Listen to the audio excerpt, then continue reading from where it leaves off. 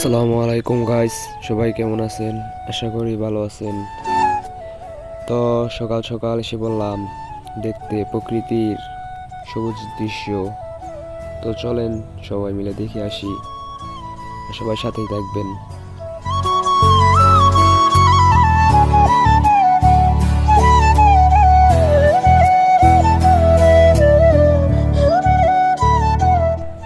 তো গাইস, সবাইকে একটা কথা বলি, সবাই মিলে আমার ইউটিউব চ্যানেলটাকে সাবস্ক্রাইব করে দিবেন এবং সাথেই থাকবেন।